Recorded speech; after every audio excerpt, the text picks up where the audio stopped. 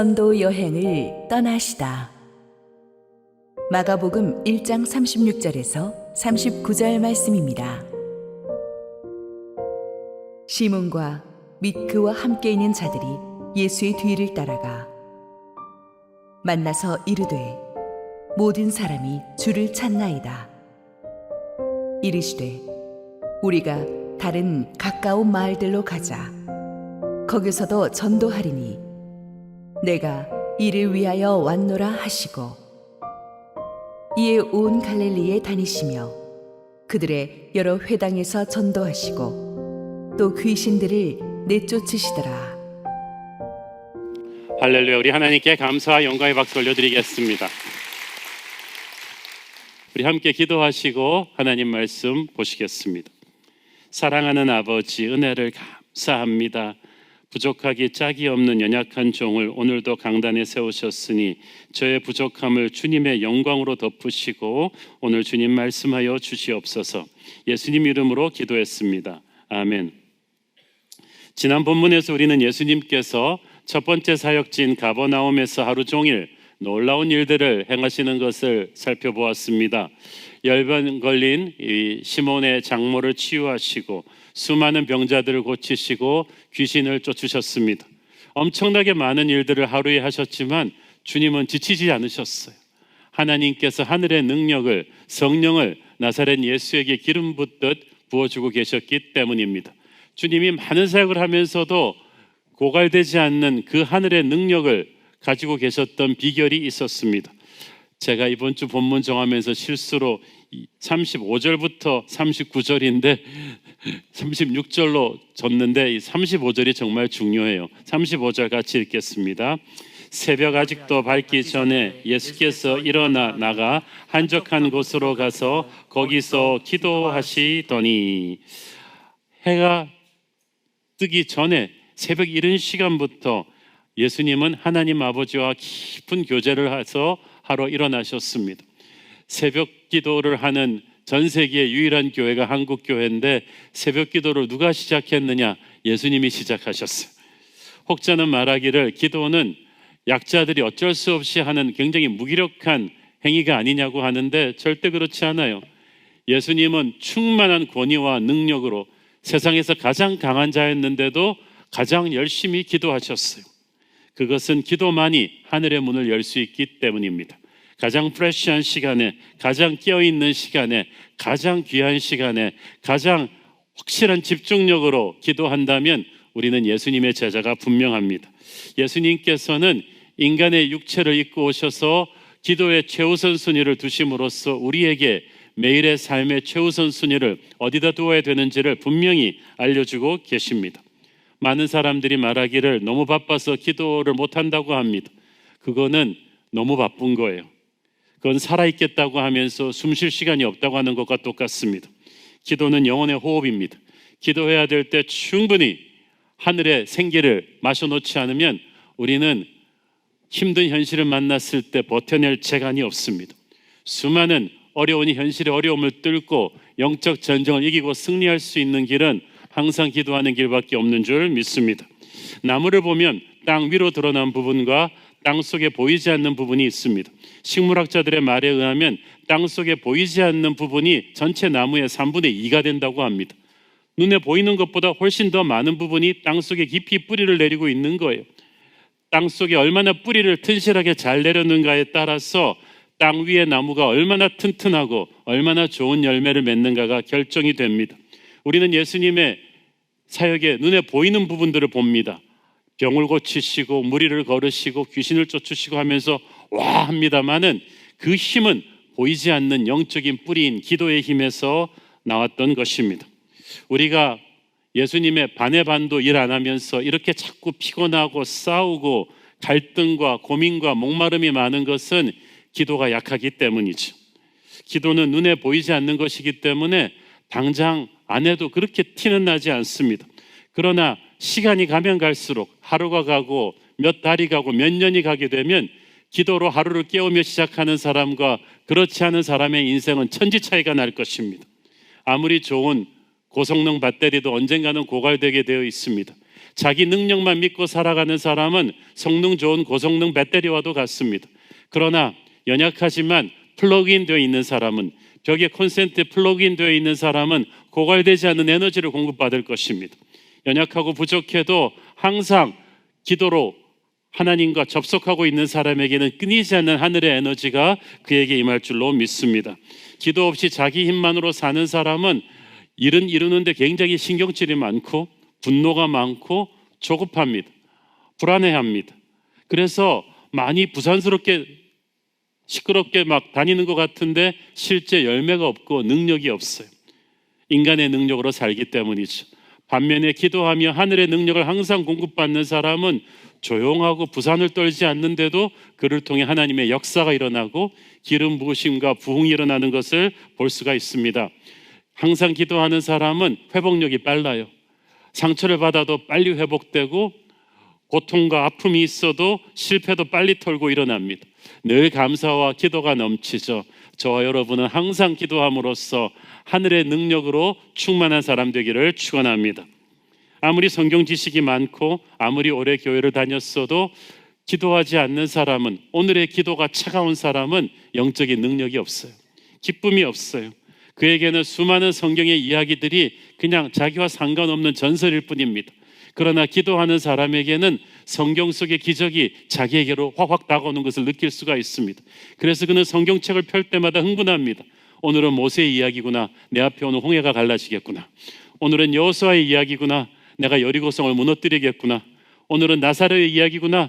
죽은 나사로가 살아나듯이 나도 살아날 것이다. 이걸 기대하면서 성경을 읽어요. 그러면 그의 삶에서 성경 속의 기적이 이루어지는 믿음이 생깁니다. 하나님께서는 기도하는 사람을 통해 역사하시는 줄 믿습니다. 기도하는 사람을 축복하시고 그를 통해서 오늘도 놀라운 일을 이루실 것입니다.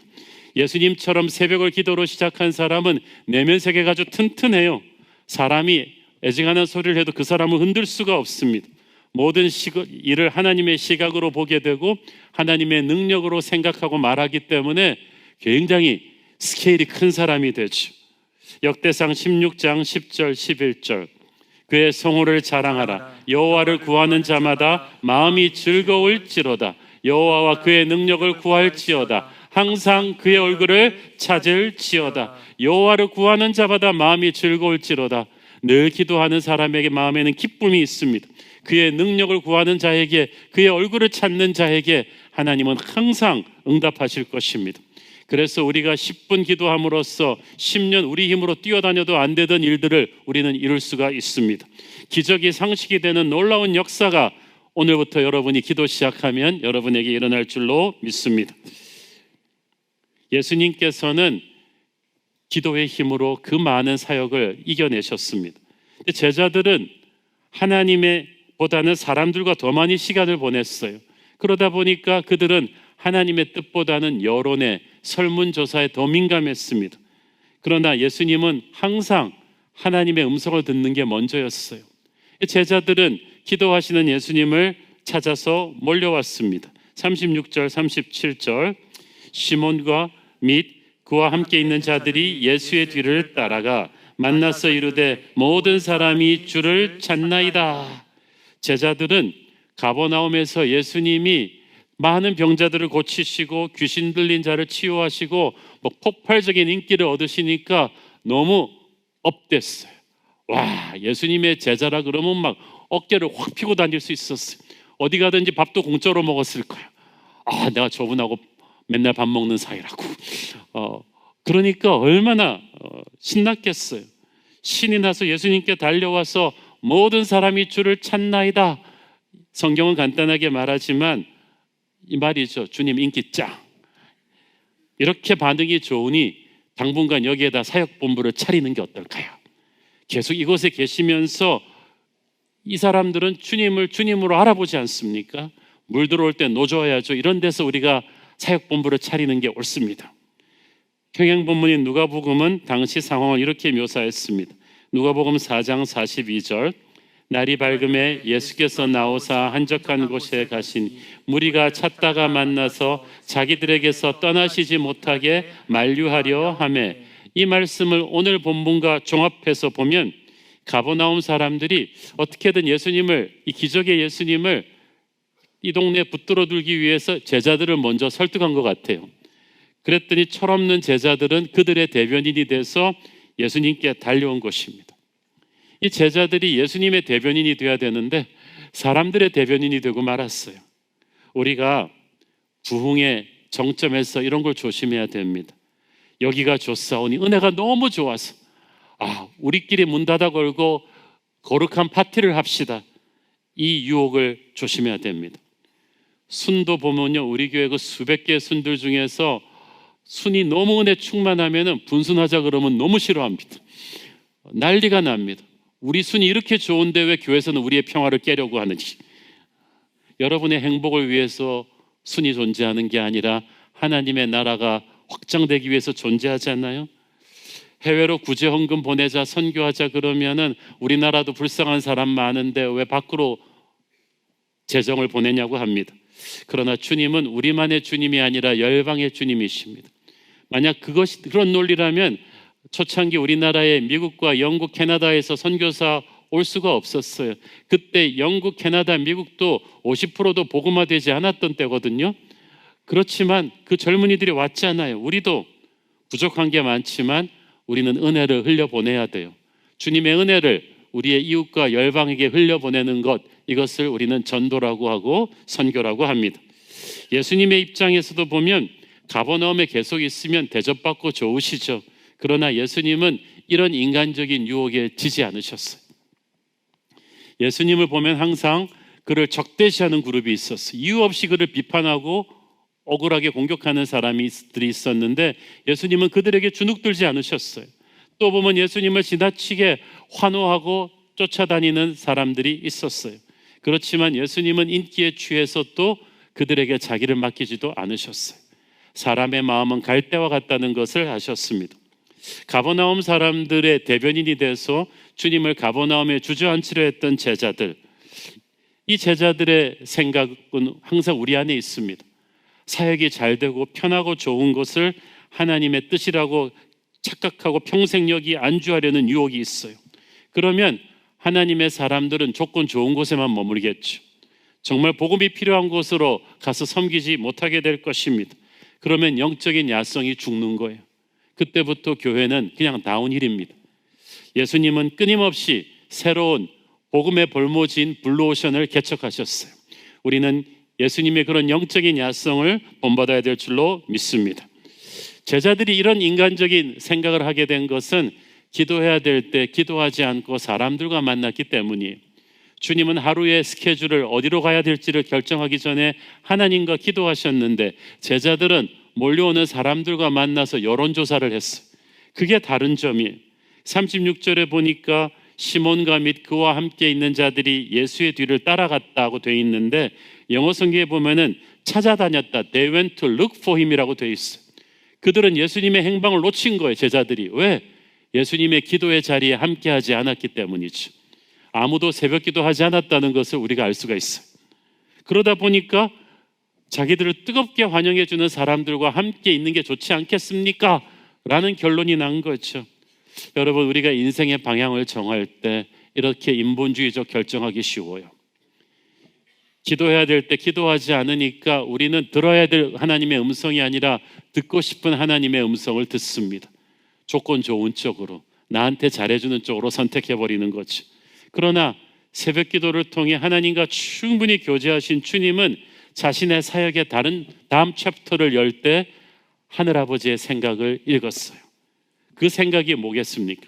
38절, 이르시되 우리가 다른 가까운 마을들로 가자. 거기서도 전도하리니 내가 이를 위하여 왔노라 하시고, 예수님은 아주 결정이 명쾌했어요. 나는 가버나움이 우리한테 잘해주고 여기 있으면 편한 거 알지만 여기에 머물러 있지 않겠다고 하셨어요. 가버나움은 분명히 영적인 추수가 풍성한 곳이었지만 유대 땅에는 아직도 복음을 들어보지 못한 마을이 대부분이었습니다. 반면에 가버나움은 이미 예수님이 전파하신 복음을 들었어요. 그의 기적을 체험했어요. 그렇기 때문에 복음을 듣고 먼저 기적을 체험한 사람들은 이제 주님이 떠나시고 나면 듣지 못한 사람들에게 복음의 증인이 되어야 합니다. 아마 주님이 계속 계셨더라면 가버나움 사람들은 주님한테 전도도 사역도 다 맡기고 팔짱 끼고 자기들은 있었을 거예요. 주님은 그래서 가버나움을 육체적으로 떠나셨어요. 이제 복음을 들은 너희들이 여기서 남아서 주님의 증인이 되라고 하시는 것입니다. 지금도 주님께서는 우리에게 그것을 기대하십니다. 39절, 이에 온 갈릴리에 다니시며 그들의 여러 회당에서 전도하시고 또 귀신들을 내쫓으시더라. 자, 보세요. 예수께서 의도적으로 갈릴리 모든 지역을 찾아가셨어요. 본문에는 간단하게 말하지만 그 당시 갈릴리 연안에는 200개가 넘는 크고 작은 마을들이 있었다고 합니다. 이 모든 200개의 마을들은 제2의 가버나움 같은 은혜와 부흥의 장소가 될 포텐셜이 있었어요. 이 많은 것들을 주님께서 의도적으로 찾아다니셨다. 이거 보통 일이 아닙니다. 선교는 물과 같아서 낮은 곳으로 계속 흘러갑니다. 예수님이 가는 곳마다 주님을 환영했겠습니까? 핍박한 데도 있었을 거예요. 생각지 못한 배고픔과 핍박이 있었지만 주님을 따른다는 것은 모험의 길을 떠나는 거죠. 아직 복음을 듣지 못한 영적인 볼모지를 끊임없이 개척하며 다니는 거예요. 영적인 블루오션을 찾아 교회는 계속 전도하고 선교해야지, 우리가 은혜 받아 좋다고 우리끼리만 머물러 있다면 교회는 시험 들 것입니다. 복음은 밖으로 흘러나가야 돼요. 성령의 역사는 움직이는 것입니다. 마태복음 24장에 보면 예수께서 말씀하시기를 이 복음이 모든 민족 온 세상에 전파되고 나서야 세상의 끝이 올 것이다. 그 말은 무슨 뜻입니까? 역사의 방향키를 쥐고 있는 것은 교회다라는 거예요.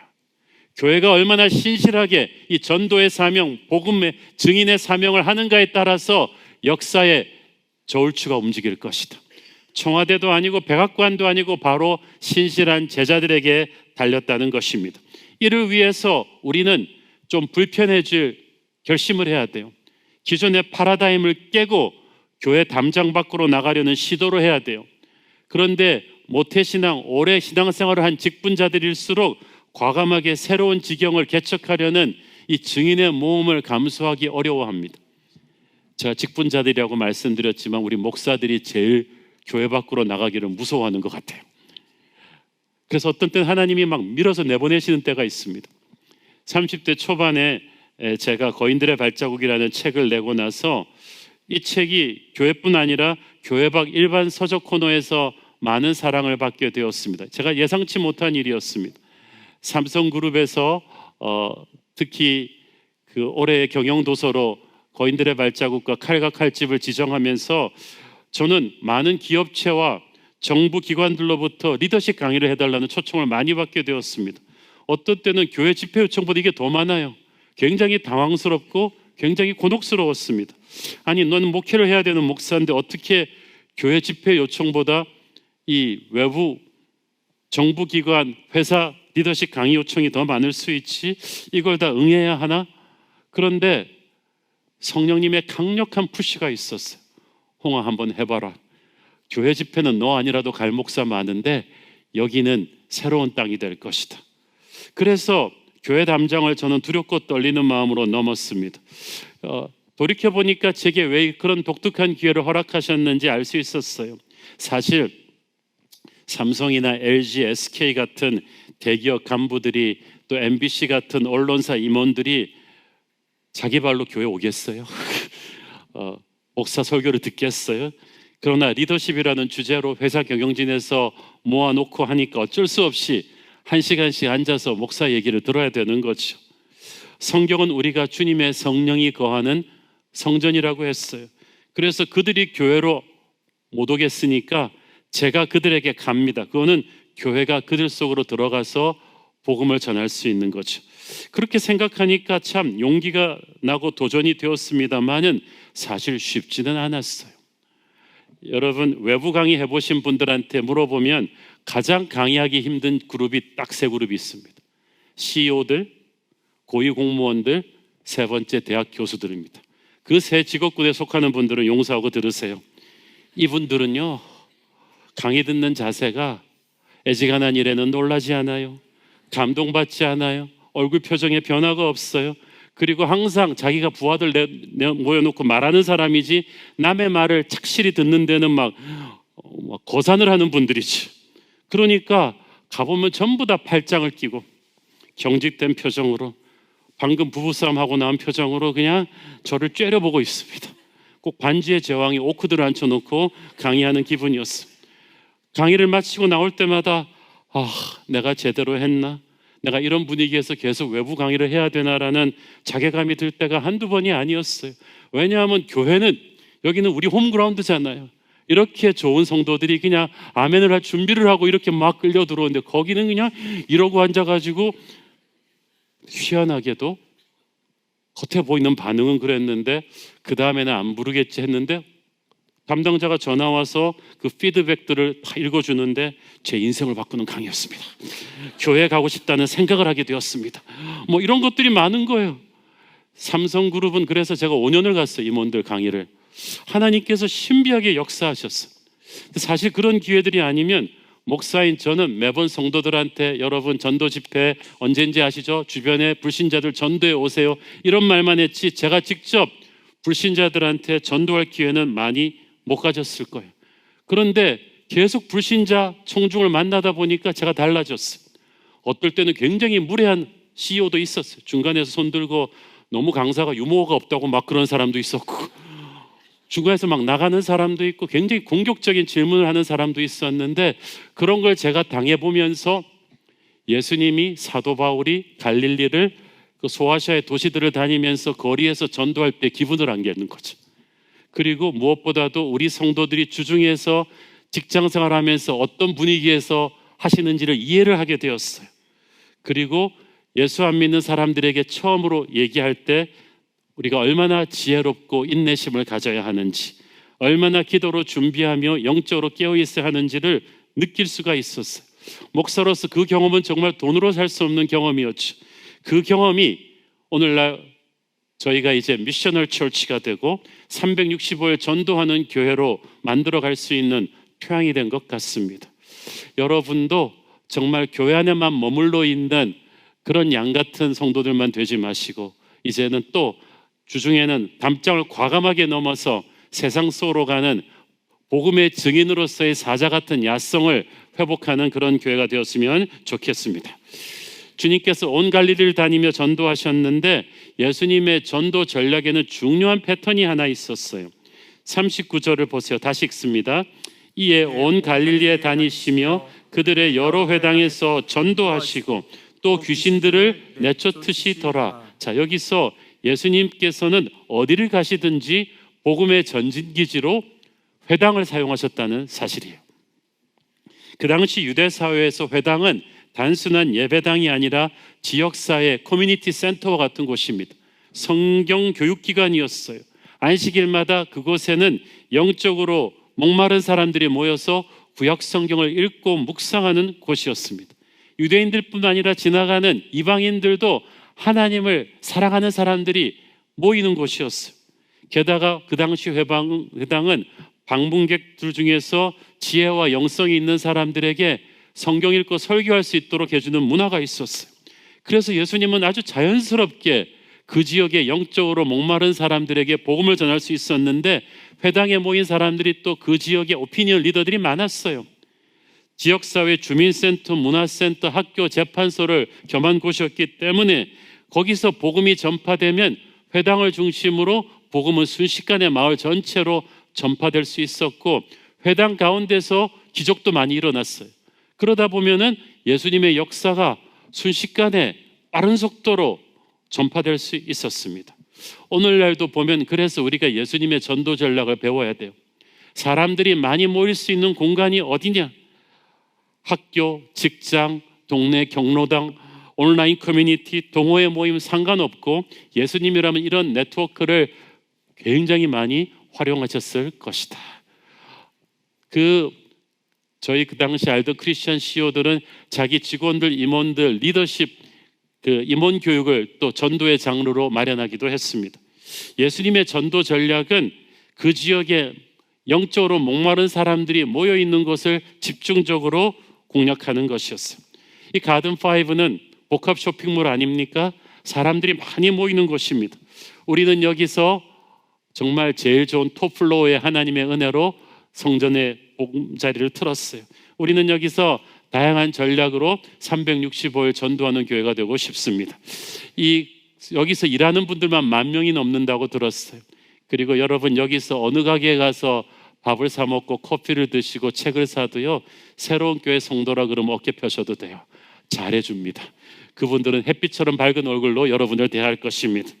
하나님께서 이런 좋은 기회를 열어주셨는데 우리가 정말 예의 바르고 친절하고 따뜻한 그리스도의 향기를 풍긴다면 우리는 이 공간에서 정말 엄청난 복음의 영적인 추수를 할 수 있을 줄 믿습니다.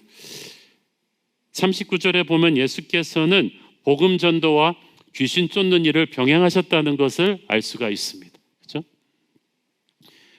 복음을 전하는 거하고 귀신을 쫓는 영적인 전쟁이 서로 관계가 없는 것 같지만 긴밀한 관계가 있어요. 왜냐하면 예수님의 복음이 전해질 때 하나님의 빛이 그곳에 비추는 거죠. 세상은 환해 보이지만 영적인 어둠이 있어요. 마귀가 장악한 땅은 영적인 어둠인데 여러분이 예수 믿는 사람이 들어가서 복음을 전하는 그 순간부터 캄캄한 방에 촛불 하나 켜는 것과 똑같은 거죠. 효과는 엄청납니다. 그래서 귀신들이 발악을 하기 시작해요. 예수님께서는 그 귀신들을 한 번도 그냥 두신 적이 없어요. 그래, 너도 힘들 테니까 같이 살자 이러지 않으셨단 말이죠. 단호하게 예수님이 들어가시는 곳은 다 귀신을 내쫓으셨어요. 그 당시 갈릴리 지방 곳곳에 주님이 가신 곳마다 귀신 들린 사람이 너무 많았어요. 뜻밖이죠. 갈릴리는 외형상 굉장히 아름다운, 풍광이 기가 막히게 아름다운 도시들입니다. 문화적으로도 세련되고 사람들이 많이 오가는 비즈니스가 활성화된 그런 도시인데도 겉보기에는 그랬지만 영적으로 귀신 들린 사람이 굉장히 많았어요. 여러분, 서울이 어떻다고 생각하세요? 한국에서 제일 잘 나가는 사람들이 모이고 화려한 건물들이 있으니까 문제없는 것 같으세요? 여기도 귀신 천지입니다. 왜 그걸 아냐 하면은 귀신의 열매들이 너무 많잖아요. 폭력과 음란과 질투와 돈 욕심과 미움과 분노와 이런 것들이 그냥 이 땅에 얼마나 가득해요. 우울증 환자, 자살하는 사람들 얼마나 많아요. 그만큼 어둠의 권세가 이곳에 가득하다는 거예요. 예수께서는 우리를 이곳에 보내셨습니다. 시험에 들지 않게 깨어 기도하라고 하셨습니다. 그래서 그 어둠의 권세를 분별하고 우리가 들어가서 이 어둠의 권세를 몰아내면서 이 땅에 다시 기쁨과 평화가 가득 오게 하는 것입니다. 사랑하는 여러분, 그걸 위해서 하나님이 이 시대에 우리가 이 땅에 살게 하셨어요. 아까 그 지휘자분들의 찬양 들으면서 제 가슴에 그 생각이 왔어요. 아, 우리나라의 소망은 예수밖에 없구나.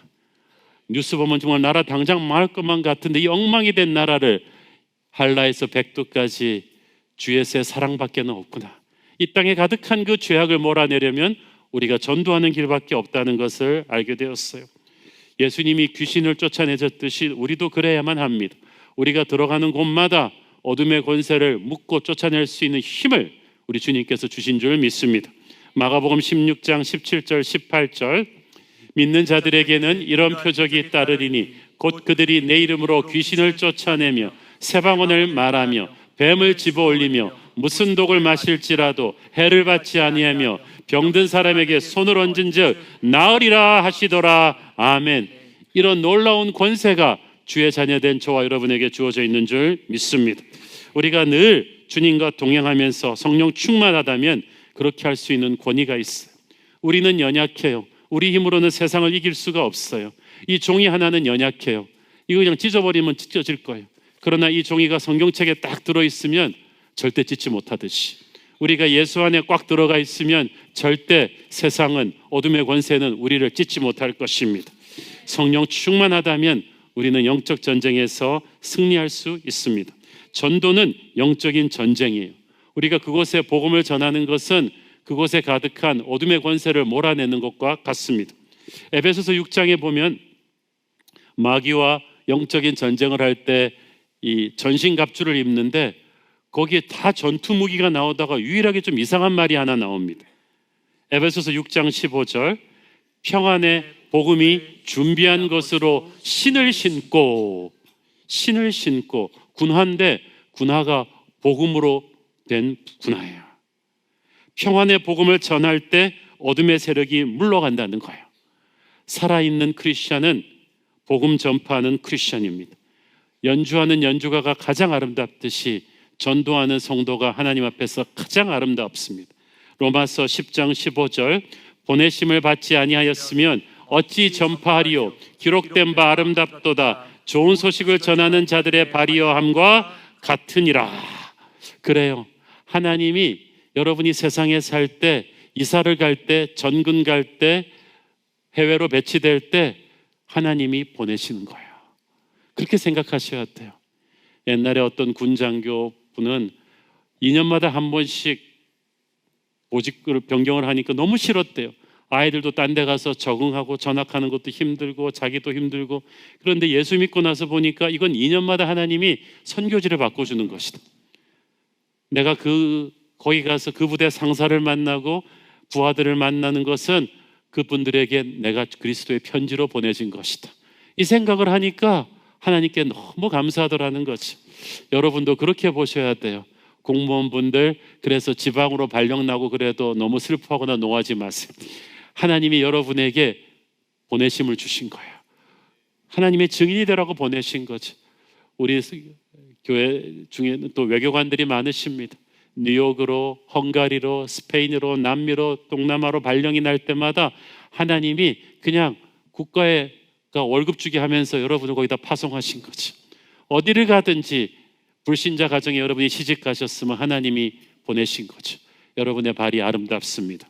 여기서 예비한 평화의 복음의 신을 보니까 with the readiness that comes from the gospel of peace. 항상 크리스천은 복음을 전할 준비가 된 신을 신고 있어야 된다는 거예요. 사랑하는 여러분, 우리가 영성이 병들면 전도의 열정이 죽어요. 반대로 힘들고 어려워도 이 전도의 열정을 살려놓으면은 영성이 다시 살아나는 것을 볼 수가 있습니다. 그래서 교회는 아무리 힘들고 어려워도 우리가 건축하느라고 돈 많이 썼지만은 그래도 전도하고 선교하는 데 끊임없이 투자해야 돼요.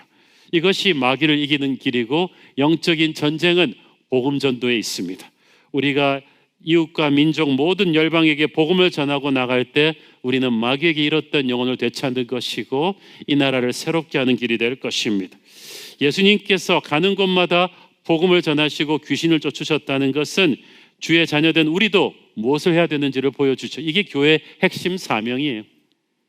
전도는 교회에게 있어서 해도 되고 안 해도 되는 프로그램이 아니라 우리 존재의 의미 그 자체인 거예요. 정체성 그 자체예요. 주님께서는 음부의 권세가 교회를 이기지 못할 것이라고 하셨는데 영어 성경에 보니까 The gates of hell will not prevail against it.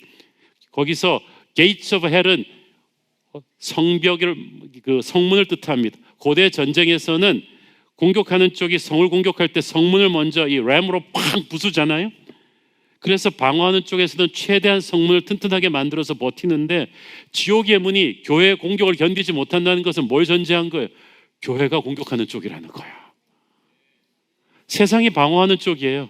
그런데 우리가 지금 착각하고 있는 거죠. 저는 그런 말이 제일 한국 교회가 살아남을 수 있을까? 정신 차리세요. 우리가 방어하는 쪽이 아니라 공격하는 쪽이에요. 살아남는 게 목적이 아니라 승리하는 게 목적이라는 거죠. 두려워해야 될 건 마귀지 교회가 아닌데 살아남는 게 지금 무슨 말이에요? 광야에서는 살아남는 게 목적이었어요. 약속의 땅에서는 정복 전쟁이에요. 약속의 땅에서 여호수아의 전쟁은 100% 공격하는 전쟁이지 성 쌓고 방어하는 쪽이 아니었다는 거죠. 영적인 전쟁에서 주님은 십자가로 승리하셨고 그분을 따르는 우리는 공격하는 쪽이지 수비하는 군대가 아니다. 전도하지 않겠다, 선교하지 않겠다는 것은 이거를 거스르겠다는 거죠. 그 순간 교회는 죽습니다. 부활하신 주님이 승천하시기 전에 지상교회에게 주신 명령은 딱 하나, 세상 속으로 가서 모든 백성으로 제자를 삼고 복음을 전해라. 그 말은 무슨 말이야? 교회는 살아남기에 급급하지 마라. 처음부터 세상 한가운데로 복음을 들고 가서 전진해야 된다는 거죠. 하늘과 땅의 모든 권세를 너에게 지원해 줄 것이라고 하셨어요. 그 당시 초대교회는 굉장히 열악했어요. 건물 있는 교회 아무 데도 없었어요. 그 후로 300년 동안 초대교회는 자기를 핍박하는 로마 제국과 싸워야만 했습니다. 로마는 크리스찬만 보면은 잡아서 감옥에 가두고 땅에서 쫓아내고 세금을 무진장하게 매기고 죽이고 핍박했습니다. 그런데도 교회는 살아남기 위해서 벽을 치고 숨지 않았어요. 자기를 핍박하는 세상의 제국 한가운데다 복음의 폭탄을 계속 던져서 결국은 로마가 무너졌지 교회가 무너지지 않았어요. 여러분, 지금도 그렇습니다. 무너질 것은 세상의 제국이지 교회가 아닙니다. 세상이 굉장히 강해 보이죠. 그러나 두려워하지 마십시오. 우리와 함께 있는 자가 세상에 있는 자보다 더 강하십니다. 마귀를 대적하라. 그리하면 너희를 피하리라. 하나님의 나라는 어둠의 권세들이 장악하고 있는 세상 모든 영역으로 복음을 들고 공격해 들어가야 돼요. 부흥이 바로 그런 거예요. 영적인 야성을 회복하는, 방어하는 쪽이 아니라 공격하는 교회의 정체성을 다시 회복하는 것입니다. 이게 우리의 본연의 모습이지 살아남기 위해 급급해하는 모습이 아니라는 거죠. 우리는 우리끼리 행복하고 살아남는 교회가 아니라 전진해서 승리하는 교회가 되어야 될 줄로 믿습니다. 한국 교회가 처한 작금의 위기를 타파하는 길은 오직 하나, 교회의 그 오리지널 증인으로서의 정체성을 회복하는 길이라고 저는 믿습니다. 수비에서 공세로 전환하는 것, 살아남는 교회가 아니라 민족 복음화를 다시 꿈꾸면서 민족 복음화를 통한 세계 복음화를 꿈꾸는 교회의 역량을 총집결시켜서 세상 한가운데로 복음을 들고 가는 교회가 되라고 이 가든5의 이 복합 쇼핑몰 한가운데 우리를 보내주셨습니다. 우리가 교회의 영적인 야성을 회복한다면 하나님께서 우리를 통해 놀랍게 역사하실 것입니다. 갈릴리 마을 그 숲속에서 주님이 그 11 제자에게 부탁하신 그 지상 명령이 새로운 교회에 모이신 우리 모두의 귀에 쩌렁쩌렁 울리고 있지 않습니까? 사랑하는 성도 여러분, 전도합시다. 선교합시다. 365일 전도합시다. 여러분의 직장이 선교지입니다. 여러분의 이웃 동호회가 다 선교지입니다. 여러분의 아파트가 다 선교지입니다. 문 열고 나가서 오늘 밥 먹는 식당이 다 선교지입니다. 하나님이 우리를 증인으로 보내셨습니다. 예수께서 함께 하십니다. 두려워하지 마십시오. 365일 전도하는 우리 새로운 교회 되기를 축원합니다. 기도하겠습니다. 주님 은혜를 감사합니다. 하나님, 우리가 부흥하고 하나님의 은혜로 이곳에 들어왔지만 우리는 여기다 성을 쌓고 안주하는 교회가 되길 원치 않습니다. 우리는 움직이는 복음의 전초기지 항공모함이 되어서 열방으로 민족 안으로 복음의 전투기를 날려보내기를 원합니다. 우리 성도 한 사람 한 사람 갈릴리 마을 숲속에 주님의 지상명령 듣고 흩어졌던 제자들처럼 이 민족의 가슴에 그리스도를 심어 푸르고 푸른 그리스도의 계절이 오게 하는 주의 증인 되게 하여 주옵소서. 예수님 이름으로 기도했습니다. 아멘.